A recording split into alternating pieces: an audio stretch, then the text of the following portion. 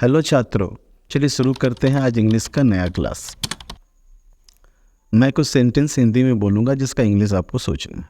एक लड़की है, एक राजा था, युद्ध होगा, सप्ताह में 7 दिन होते हैं, पेड़ पर कुछ बंदर थे, शहर में शांति होगी। ये सारे वाक्य जो मैंने अभी कहा, आप इसमें ध्यान दिए होंगे, सारे वाक्यों में कुछ ना कुछ होने का बोध है।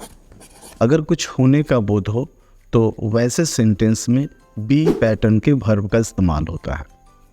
अब बी पैटर्न के वर्ब क्या क्या होते हैं? तो प्रेजेंट के लिए एम इज़ आर का प्रयोग होता है, पास्ट के लिए वाज वेयर का प्रयोग होता है और फ्यूचर के लिए शैल बी या विल बी का प्रयोग होता है। तो देख लेंगे, अगर प्रेजेंट होगा तो एम इज़ आर का यूज़ करेंगे, पास्ट होगा तो वाज वेयर का यूज़ करेंगे और फ्यूचर होगा तो शैल बी या विल बी का यूज़ करेंगे। और ये सारे के सारे सेंटेंस में हम देयर से स्टार्ट करेंगे।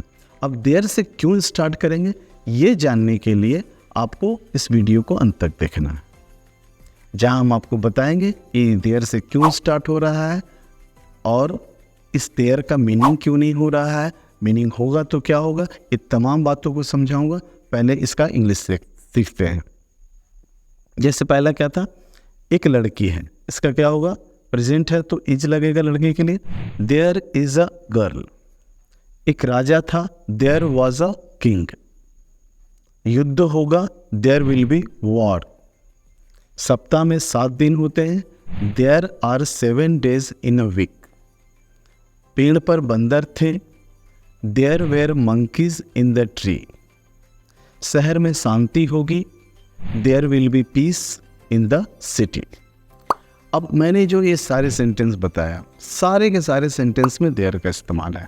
और एक चीज़ ध्यान दिया होगा आपने कि देयर का मतलब होता है वहाँ, लेकिन इन सेंटेंसेस में देयर का मतलब वहाँ नहीं आ रहा है।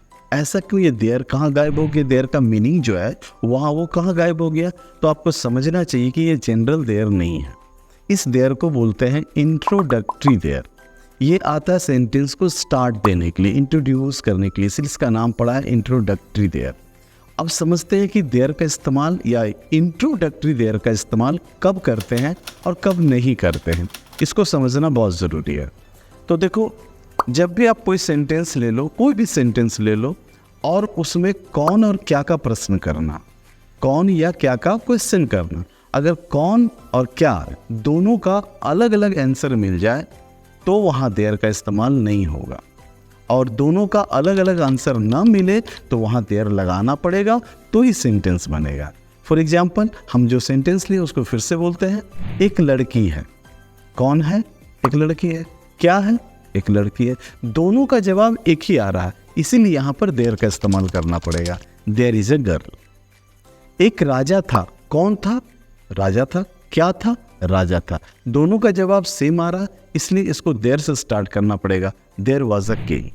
युद्ध होगा, कौन होगा, क्या होगा? एक ही जवाब आएगा, युद्ध। तो इसको भी देयर से स्टार्ट करना पड़ेगा, there will be a war. तो आप समझ गए होंगे कि देयर का इस्तेमाल कहाँ कहते हैं। Happy learning.